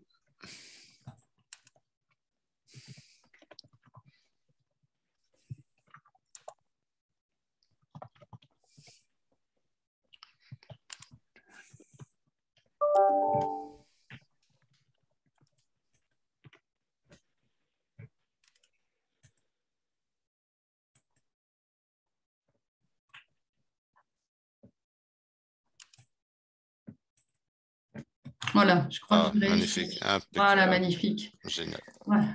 Donc, je me présente, je m'appelle Magali Leroux, je suis chargée de projet perte alimentaire chez Manger Demain. Et avec le soutien de la Wallonie, le Collège des producteurs et Manger Demain ont développé un glanage solidaire qui comporte de multiples avantages et je vais vous en parler ultérieurement dans ma présentation. D'abord, je vais vous résumer les points de la présentation. Je vais d'abord présenter la cellule Manger Demain, l'intérêt du glanage solidaire, vous expliquer qu'est-ce que c'est le glanage à proprement parler, quels sont les produits aussi qu'on peut glaner et pourquoi encadrer le glanage par une charte, surtout le glanage solidaire. Et ensuite, je parlerai de 3 retours sur des opérations de glanage et je vous donnerai aussi les contacts chez Manger Demain et chez le Collège de producteurs pour participer à des opérations de glanage solidaire. Donc, la structure Manger Demain, quelle est-elle? Elle fait partie donc, de la Socopro, qui comporte aussi le Collège des producteurs, et c'est une structure qui coordonne, fait du lien et facilite les initiatives locales et régionales en matière d'alimentation durable. Donc, c'est un accompagnateur de transition vers l'alimentation durable, une courroie de transmission entre les différents acteurs qui veulent travailler sur l'alimentation durable. C'est aussi une structure qui va donner une vision globale de la dynamique de transition vers l'alimentation durable, informer le grand public aussi sur l'alimentation durable, coordonner le Green Deal cantine durable, c'est-à-dire accompagner des cantines pour obtenir le label Green Deal. Et enfin, elle a une dernière mission qui est une mission sur laquelle je travaille, à savoir la réduction des pertes alimentaires. Et on implique les producteurs dans cette thématique. Alors, avec le SPW, on a réfléchi à la façon de diminuer les pertes alimentaires tout en faisant bénéficier un public, bénéficier un public en précarité. Et on a pensé que le glanage solidaire pouvait être une piste d'action, voire même une solution, parce que ça présente de nombreux avantages. Le premier avantage étant la diminution des pertes alimentaires. J'en profite pour vous rappeler que d'après un rapport de l'ICED de 2017, on estimait les pertes alimentaires à 487 000 tonnes en Wallonie, avec des secteurs plus concernés que d'autres, à savoir la pomme de terre pour 34%, les grandes cultures pour 29% et l'horticulture comestible, le maraîchage pour 16%. Donc, faire du glanage chez un producteur, ça peut diminuer ses pertes sur son champ, à savoir que certains produits vont partir de son champ et ils vont être consommés, ce qui sera très bien. Le deuxième gros avantage, c'est que ces glanages solidaires permettent de donner accès à une agriculture locale et de saison à des milieux précarisés. Et là aussi, je vais vous rappeler quelques chiffres du FDSS. Avant la Covid-19, on estimait qu'il y avait 450 000 personnes qui bénéficiaient de l'aide alimentaire et maintenant, ce chiffre serait passé à plus de 600 000. Le troisième avantage du glanage solidaire, c'est le renforcement du lien social entre le producteur et les citoyens. On voit souvent dans la presse que les producteurs se demandent si la société se souvient encore de leurs activités, ils se sentent un peu déconnectés. Donc, inviter des glaneurs à faire du glanage solidaire chez un producteur, ça permet aux producteurs de montrer ses activités et par là même aussi d'augmenter sa visibilité. ce qui peut être très appréciable pour un producteur qui fait de la vente en circuit court, parce que les glaneurs pourront aussi après aller acheter chez lui les produits qu'il vend. Alors, qu'est-ce que c'est le glanage à proprement parler? Là, je vous ai mis une photo de 2 glaneuses de pommes de terre. Donc, c'est une pratique qui est très ancienne, qui remonte au Moyen-Âge et qui a été remise au goût du jour en Wallonie parce qu'elle répond à des enjeux économiques, comme on l'a vu, environnementaux et sociaux. C'est une pratique qui est encadrée par une loi qui date de plus de 130 ans et qui dit que le glanage ne peut se faire que sans outils, c'est-à-dire qu'on ne veut pas que ça soit assimilé à de la récolte de produits agricoles dans des champs non clos. Après les récoltes, il ne faut pas donc venir glaner avant récolte, et à partir du lever du soleil et jusqu'à son coucher, c'est-à-dire pendant la journée et pas pendant la nuit. Alors, ce que dit la loi, et c'est assez amusant, mais ça n'a pas été retiré de la loi, bien que la pratique soit ouverte à tous, c'est que c'est une pratique réservée aux vieillards, aux femmes et aux enfants. Mais je vous rassure, c'est une pratique qui peut se faire par tous. Alors, ce qu'il faut faire aussi avant d'aller glaner dans un champ, c'est quand même contacter le producteur pour s'assurer qu'il n'y ait pas de malentendu, qu'on n'arrive pas avant la récolte. Et puis, en contactant le producteur, les relations ne seront que meilleures. Alors, qu'est-ce qu'on glane dans les champs? Ce sont des produits particuliers. Ce sont, par exemple, des produits hors calibre qui ont une taille différentes, peut-être trop petits ou trop grands, ou forme un peu tordue pour être vendus à des grandes surfaces, mais ce sont des produits tout à fait comestibles et savoureux. Ce sont aussi des produits qui peuvent être trop coûteux à récolter compte tenu des prix bas du marché à un moment donné. Et ce sont aussi des produits que des machines auraient pu laisser sur les champs du fait de leur réglage en ne prenant pas les légumes parce qu'ils sont trop bas, donc ils ne seront pas ramassés, ou alors ça peut être des légumes qui sont hors calibre et la machine faisant un tri, elle ne les prend pas. Alors, Manger Demain, en collaboration avec le Collège des producteurs, a développé une charte de glanage pour les glanages solidaires. Et pourquoi on a développé cette charte de glanage? C'est pour principalement rassurer le producteur qui saura que le glanage qui est effectué chez lui le sera fait selon des modalités précises sur lesquelles il est d'accord, à savoir par exemple les horaires permis, la parcelle affectée au glanage, le nombre de glaneurs, et on a aussi prévu dans la charte qu'il y aurait un référent glanage qui serait nommé au sein de l'organisme d'aide sociale ou d'aide alimentaire pour pouvoir superviser les glaneurs sur place et être le point de contact du producteur. Et je crois que ça, c'est très apprécié et très rassurant pour les producteurs. Alors, qu'a fait Manger Demain depuis juin 2021? Nous avons fait 3 glanages solidaires. Donc, un premier glanage avec le CPS de Charleroi, chez Pascal Boll. C'était un glanage de fraises et vous avez entendu plusieurs personnes du CPS qui ont parlé de cette opération et de l'intérêt que ça peut apporter aux bénéficiaires du CPS. Je peux vous dire que nous avons récolté 250 kg de fraises, donc c'est assez impressionnant de voir le nombre de fraises qui étaient encore sur le champ. Ensuite, nous avons fait une opération avec le CPS de Gers en septembre au sein de la coopérative STG, et nous avons pu récolter 250 kg de pommes de terre et 46 kg de carottes. Alors là, nous avions des bénéficiaires du CPAS, mais en plus des citoyens de la commune, et tous sont repartis avec les pommes de terre glanées, avec toutefois une partie réservée à des organismes caritatifs de la commune de Gers. Alors que pour le CPAS de Charleroi, c'était des bénéficiaires qui étaient venus glaner, et ils étaient repartis avec 2 raviers de fraises, et la majeure partie avait été congelée et, pour pouvoir servir ultérieurement. Et il y avait aussi eu des ateliers tarte fraises et des distributions en colis alimentaires le jour même. Et enfin, nous avons fait une 3e opération cette semaine avec le CPAS des Bons-Villers à la ferme de la Sève chez Thomas Gerhardt. Et nous avons récolté 193 kg de courges, 88 kg de potimarron, 2 caisses de salade, 10 kg de topinambour et ces légumes vont servir à l'épicerie sociale du CPAS des Bonvillers et une partie quand même va être aussi distribuée à des organismes caritatifs de la commune. Donc, ce sont vraiment de belles opérations qui permettent de pouvoir donner accès à une alimentation locale et de saison à des personnes qui d'habitude se contentent parfois de produits ultra transformés à moindre coût.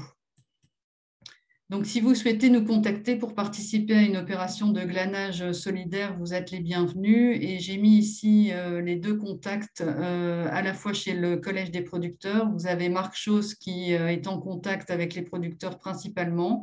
Donc, son adresse mail, c'est marc.chausse@collegedesproducteurs.be. Et vous pouvez me contacter également avec mon adresse mail qui est magali.leroux@mangerdemain.be. Et en fait, je suis la personne de contact pour les organismes d'aide sociale ou d'aide alimentaire qui voudraient participer à une opération de glanage solidaire.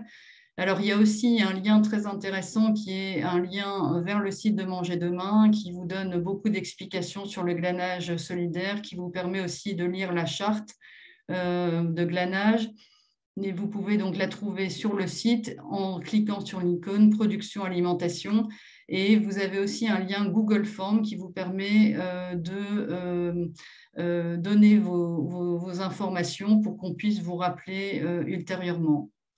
Voilà, donc j'espère que cela vous a convaincu et que vous pensez que le glanage solidaire est une piste de solution pour diminuer les pertes alimentaires et donner accès à tous à une alimentation de saison et locale. Merci.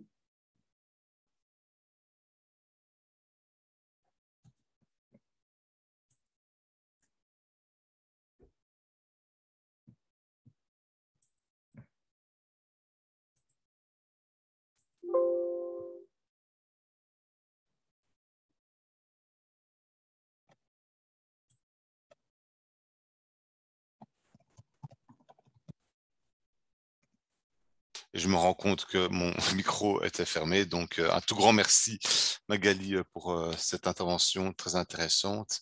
Et donc, maintenant, on va passer à la question des labels, à commencer par les labels de commerce équitable Nord-Nord, à savoir le label Prix Juste Producteur, présenté par Bernard Ménet, qui est en train, magnifique, de présenter et de partager son écran. Je t'en prie, Bernard. Bonjour à tous. Donc moi, je vais vous donner un petit mot sur le label, faire un état des lieux, ce qu'il en est, etc. et vous présenter en 2 lignes ce à quoi il consiste. Je vais juste commencer donc, par un constat qui a déjà été un petit peu introduit au départ par Pierre-Yves. Donc on voit, je veux dire comme ça, un salaire annuel des éleveurs, c'est 6 200 € pour l'année 2018. Il n'est pas beaucoup plus élevé pour l'année 2019-2020. Pour un éleveur, on a 8 950 € par an. Et il est juste comparé par rapport à un employé moyen, pour le salaire employé moyen en Wallonie, c'est 17 280 €.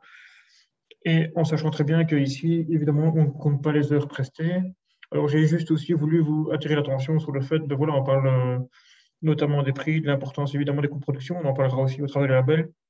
Mais juste que vous voyez des ordres de grandeur, cette semaine, le prix du porc actuel, c'est 75 cents, et un prix juste au niveau du producteur, pour qu'il gagne sa vie, ce serait de 1,35 € du kilo. Donc, comme quoi, c'est un secteur en crise, mais il y en a d'autres. La volaille, c'est exactement la même chose. On pourrait parler de la viande, etc. Bovine, pardon. Et donc, il y a de gros problèmes en termes de valorisation de nos matières agricoles, mais ça, je pense qu'on le sait tous. Et donc, d'où la nécessité de, pourquoi pas, pointer toutes ces distorsions, en tout cas, en avant au travers un label qui a une vocation, c'est vraiment de pointer le côté économique. Avant tout, parce que quelque part, c'est le nerf de la guerre si on veut changer les choses. Donc, quelque part, au travers ce label, il y a 3 missions, si je puis dire. Je les ai divisées comme ça. Donc, un, je dirais, au point de vue des producteurs, éleveurs, il y a un intérêt. Pourquoi? On leur réapprend en tout cas à connaître les coûts de production, chose qu'ils ont perdu parce qu'en général, on vient chercher les productions chez eux et ils n'ont aucune discussion par rapport au prix. Donc nous, à notre travail, c'est aussi de permettre que le producteur soit placé de manière différente par rapport dans la relation commerciale, qu'il ne soit plus la variable d'ajustement du prix, mais bien qu'il soit vraiment partie prenante dans les discussions et dans les négociations. Donc, ça fait partie d'un changement en termes de stratégie, de vision, de partenariat entre le producteur et son premier acheteur. Ça, c'est très important pour nous. Évidemment, il y a toutes les problématiques de manque de communication, les problématiques aussi que le producteur, en général, n'est pas assez chauvin au niveau de ses productions et se met à la place du consommateur pour fixer son prix.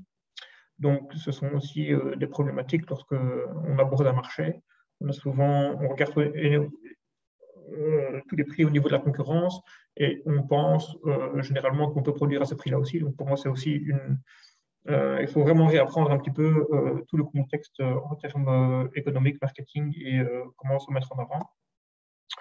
J'ai aussi mis un volet pour le consommateur parce que quelque part, on se veut, ou en tout cas, on veut se donner l'ambition de pouvoir aussi interpeller les consommateurs au travers de ce label parce que, évidemment, qui fait un acte d'achat conscient, ben, peut guider des filières vers ajouter, en tout cas, ou à prendre en compte des dimensions éthiques ou équitables, en tout cas, donc qui sont quand même, je pense, qui ont toute leur place au jour d'aujourd'hui. Et je pense qu'il faut aussi apprendre aux consommateurs que, outre le côté producteur, une alimentation, je dirais, pour tous, pour tout le monde, saine, de qualité, ben, il ne faut aussi pas occulter, en tout cas, toute la partie coûts qu'il y a derrière. Ce sont des entreprises à faire tourner qui ont des coûts qui sont très importants, que ce soit en main-d'œuvre ou même en coûts de fonctionnement. Et donc, il est normal de pouvoir en répercuter, je dirais même qu'une partie dans l'alimentation, parce qu'on n'arrive certainement pas à tous.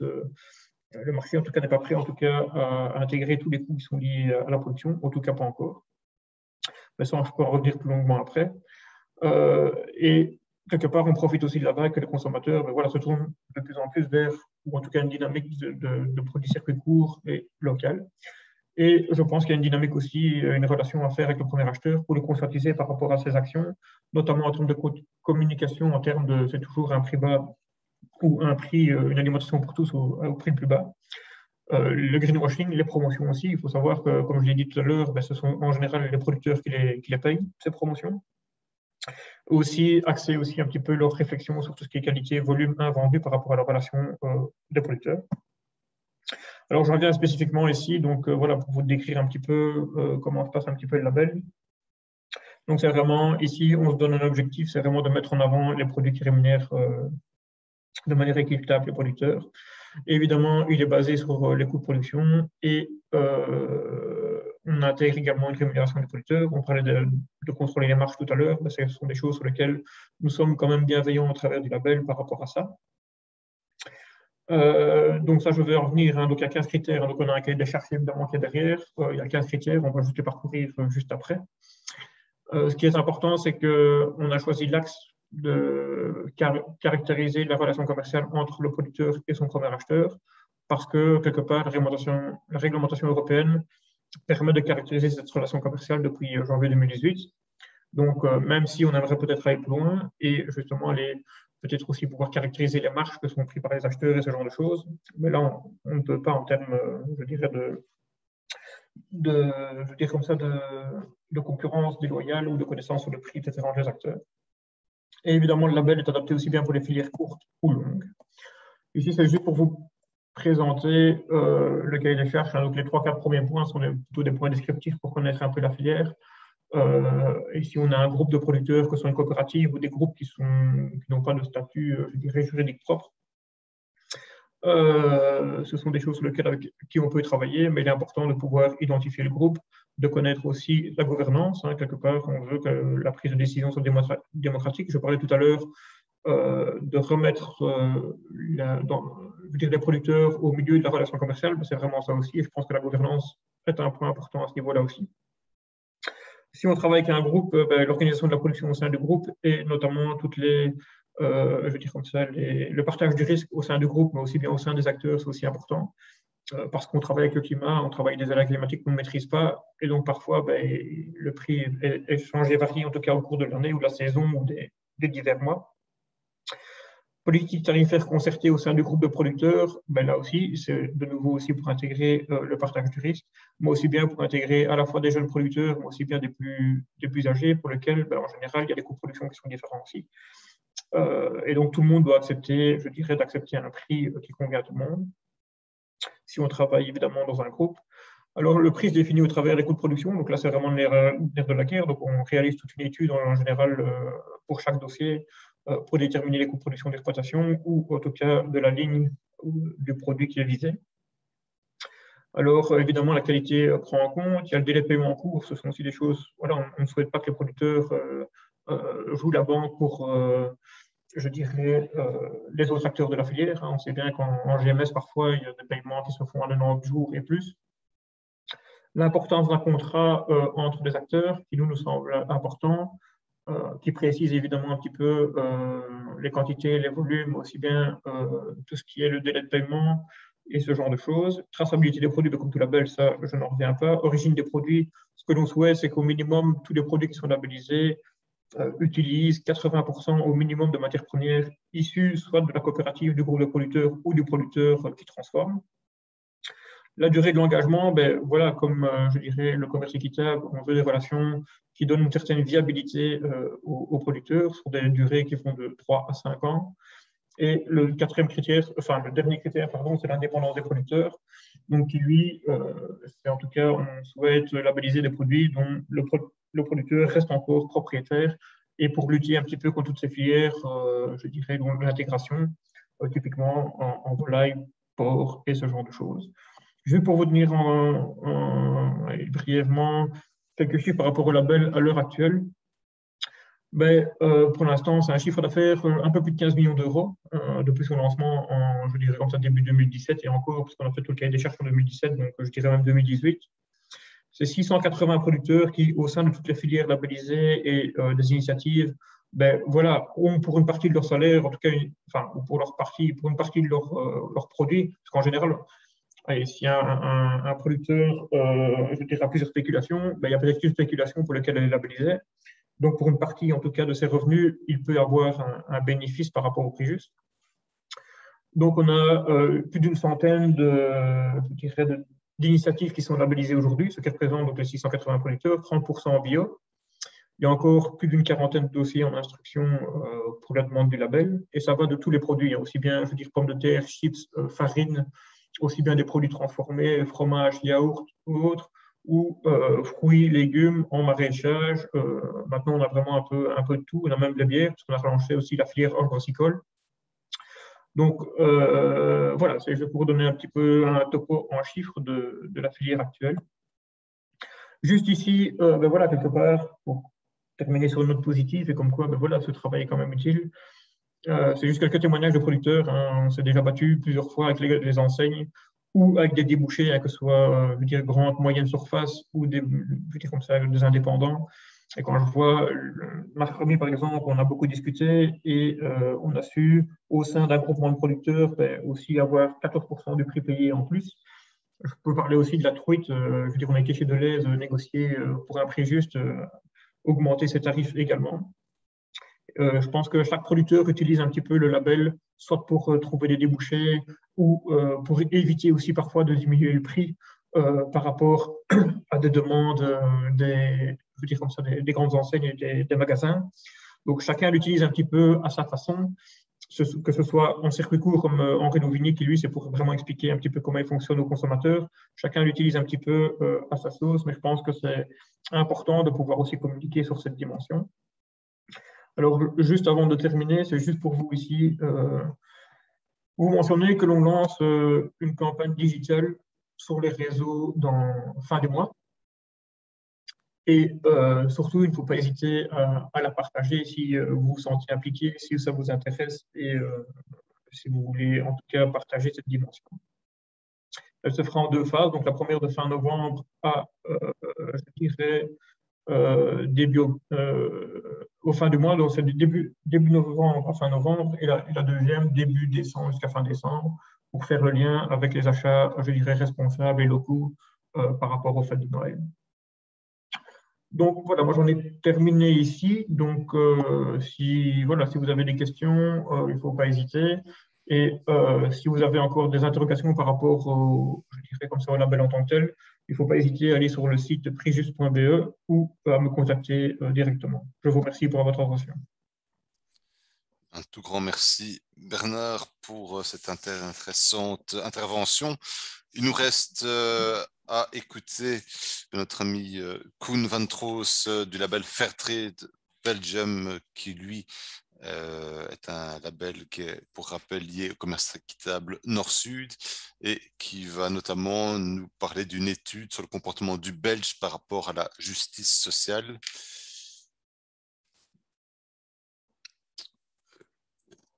Koen, je t'en prie.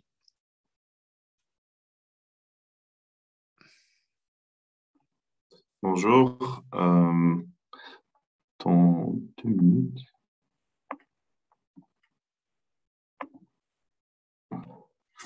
Voilà. Voilà. Donc là, vous devez normalement voir ma présentation. Est-ce que c'est OK pour tout le monde?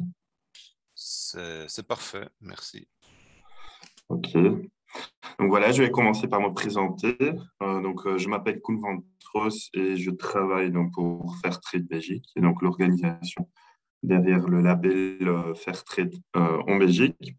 Et je suis responsable plaidoyer et relations publiques donc depuis février 2021, donc ça fait pas si longtemps que ça.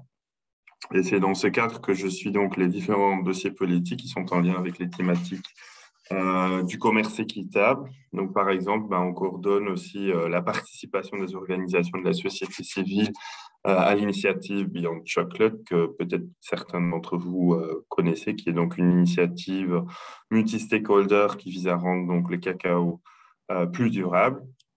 Et c'est aussi moi qui suis un peu le dossier donc, sur le devoir de vigilance qui est actuellement donc, en cours de discussion au Parlement belge.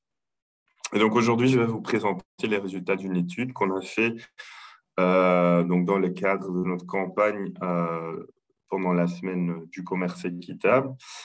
Et l'étude donc vise à mobiliser les gens autour de la notion de la justice sociale, qui est une notion qui est très très vaste et qui se concrétise à travers des actes qu'on pose pour rendre le monde plus durable d'un point de vue social et économique. Donc, ça se concrétise à travers plusieurs choses, comme le fait de vouloir aider quelqu'un, de faire un don, mais aussi donc de vouloir acheter des produits issus du commerce équitable et donc des produits Fairtrade.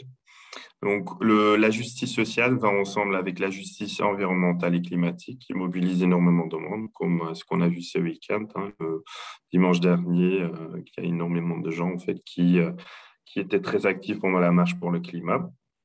Et c'est donc autour de la justice sociale que nous avons construit notre campagne avec les Faire Carte. Peut-être vous avez déjà vu ça sur les réseaux sociaux. Mais donc, ce qu'on demande en fait aux Belges, c'est de récompenser ces actes qui témoignent donc de la justice sociale avec des Faire Carte. Et cela peut se faire donc en vrai. Donc, il y a des Faire Carte qui existent, qui sont distribués un peu partout en Belgique et que les gens ils peuvent donner à ceux dont ils estiment qu'ils le méritent. Mais il y a aussi moyen de faire ça virtuellement. Donc, on est très actifs sur les réseaux sociaux. Et aussi, pour montrer la bonne exemple, nous aussi, on a donné des Faire Carte à des personnalités belges qui sont assez connues et dont on estime qu'ils s'investissent beaucoup pour la justice sociale. Et c'est dans ce cadre qu'on a donné une Faire Carte à la reine Mathilde jeudi passé, mais aussi à la présidente de la Chambre, donc à Éliane Thielleux, et aussi à notre ministre de la Coopération et des Grandes Villes, Myriam Kittir. Mais donc, retour à notre étude. Et donc, la question qu'on a essayé de répondre à travers cette étude, donc c'est la suivante, c'est-à-dire quand il s'agit de développement durable, à côté de l'intérêt pour l'environnement et le climat, dans quelle mesure le Belge est-il aussi mobilisé par les thèmes liés à la justice sociale? C'est-à-dire qu'on constate actuellement que les gens, en fait, ils sont très, très actifs sur des sujets comme le climat et l'environnement, Mais quand on parle de la durabilité socio-économique, est-ce que les gens ils sont aussi si motivés à s'engager, et s'ils veulent s'engager, est-ce qu'ils savent bien comment ils doivent faire? Et donc c'est pour répondre à cette question qu'on a mené cette étude, qui a été faite par un bureau d'études indépendant qui s'appelle Ivox, qui l'a fait auprès de 1000 Belges qui sont représentatifs donc, pour la population belge. Et donc là, je vais vous présenter les résultats, bien sûr. Et la première question en fait qu'on a essayé de répondre, c'est un peu de savoir qu'est-ce que le Belge il attend donc d'un monde plus juste d'un point de vue social. Donc pour nous, ça a été c'était très important parce que, comme je viens de vous dire, la justice sociale, c'est un concept qui est très large. Et donc du coup, on a demandé un peu aux Belges qu'est-ce que ça vous dit en fait la justice sociale. Et là, vous voyez un peu les résultats qu'on a récoltés. Donc, par exemple, il y a 74,3% des Belges qui ont dit qu'un monde qui est plus juste d'un point de vue social doit respecter les besoins de base de chacun. Mais puis, et en fait, c'est assez important aussi pour nous, parce que c'est un sujet essentiel aussi pour le système Fairtrade, c'est qu'il y a à peu près 60% en fait, des répondants qui ont dit que pour nous, en fait, un monde plus juste d'un point de vue social et socio-économique, c'est un monde où on respecte les droits sociaux et notamment le revenu vital de chacun. Et pour nous, ça a été quelque chose d'assez important parce que le revenu vital est aussi au centre du système Fairtrade et est un des piliers auxquels on vise à contribuer donc à travers le label.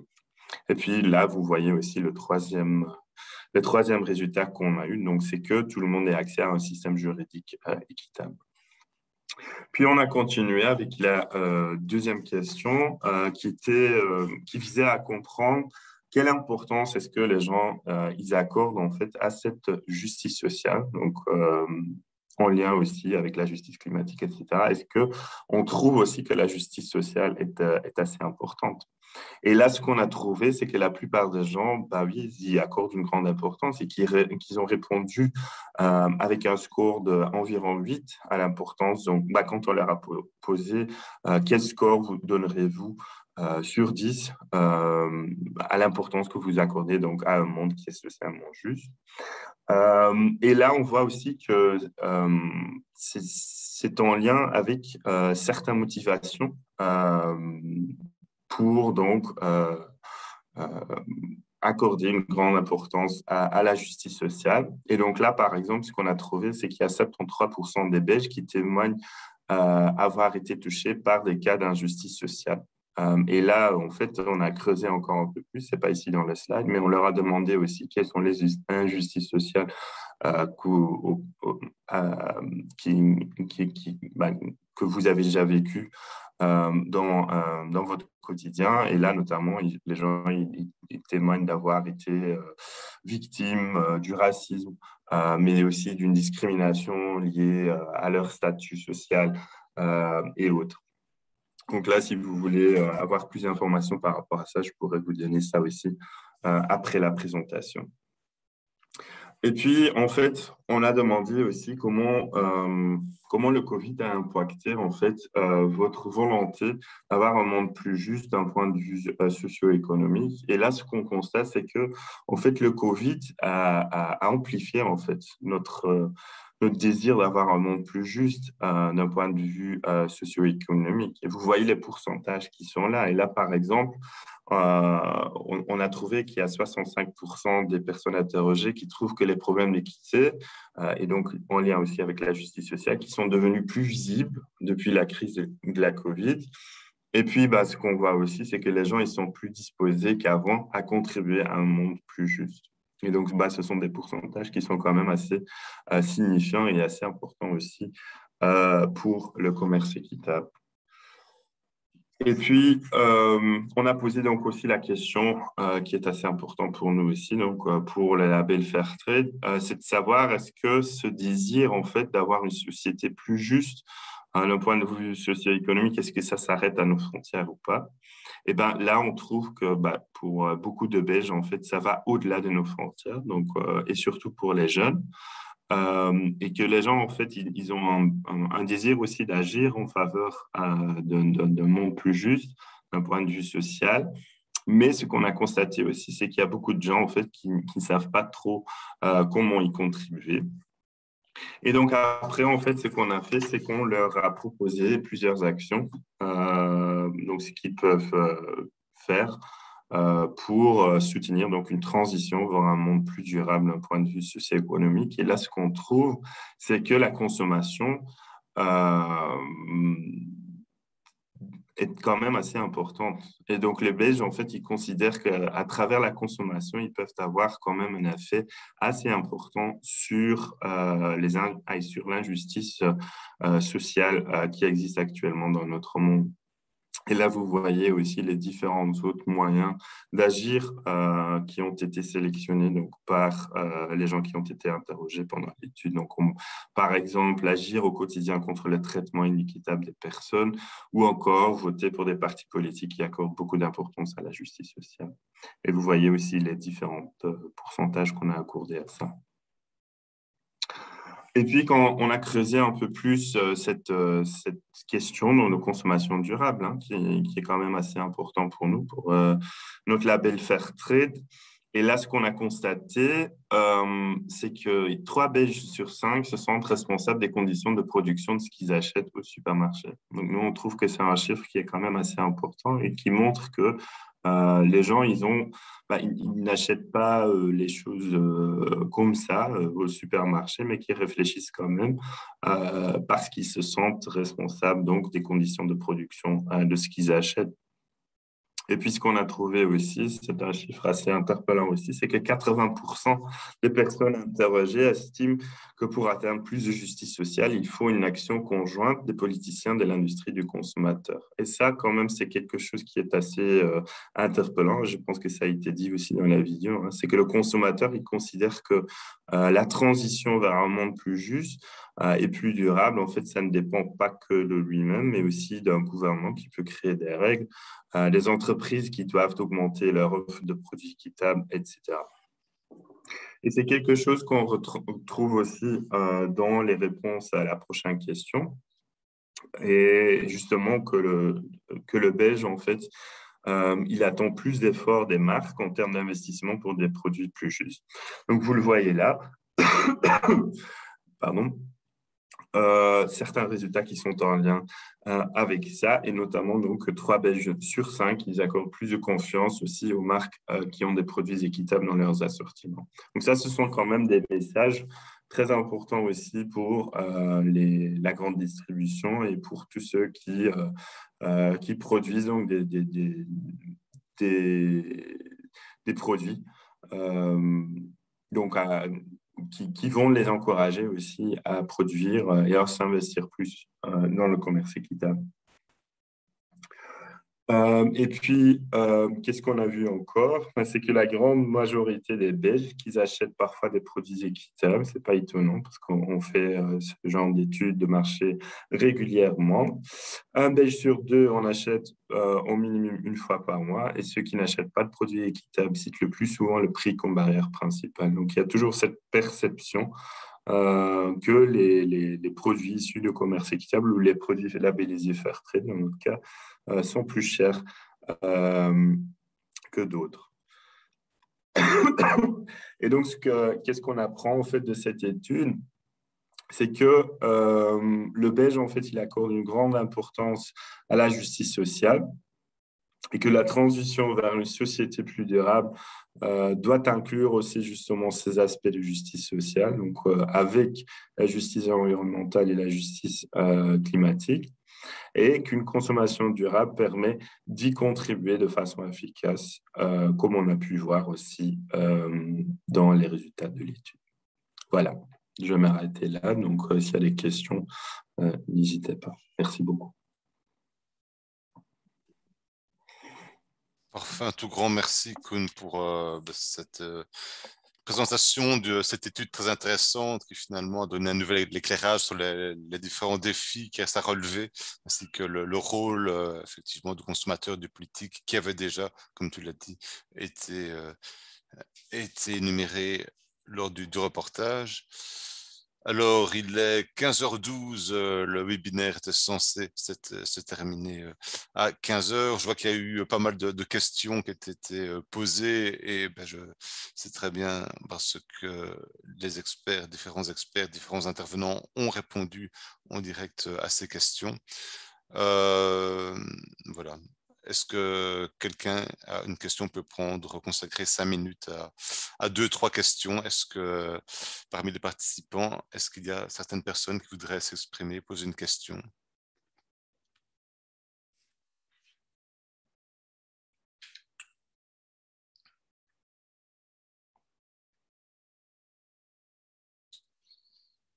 Apparemment pas. Apparemment tout était clair et limpide et c'est magnifique. Ok, mais j'en profite donc pour rappeler l'événement qui a lieu maintenant dans 48 minutes au Halles Saint-Géry, au centre de Bruxelles, à côté de la Bourse de Bruxelles, donc un afterwork avec des stands de vente et de sensibilisation au commerce équitable. Vous êtes évidemment le bienvenu. Il y aura également des prises de parole sur le thème du travail décent. Et je vois qu'il y a peut-être une question ici. Peut-on trouver une rediffusion? Oui, tout à fait. Donc, il y aurait par rapport au webinaire, effectivement, comme je l'ai dit au début, il est enregistré, il va faire l'objet d'une diffusion. Donc, si vous allez sur le site, en tout cas, de bftf.be, rubrique vidéo, vous le retrouverez. Voilà, de toute façon. Et si vous avez une question, quelle qu'elle soit, n'hésitez pas à l'écrire à info@bftf.be, info@bftf.be. On vous répondra et si elle concerne un des intervenants, je la dispatcherai. Voilà, François-Xavier Dubisson qui nous remercie. Eh bien, je remercie également voilà, tout le bachelier de commerce et développement de l'école HE2B. Donc, je sais qu'il y a pas mal d'étudiants, d'élèves qui ont participé ici au webinaire. Un grand merci à vous et pour votre intérêt. Parfait, je crois qu'il est l'heure de se séparer. Encore une fois, un tout grand merci. Et voilà, la semaine du commerce équitable n'est pas finie.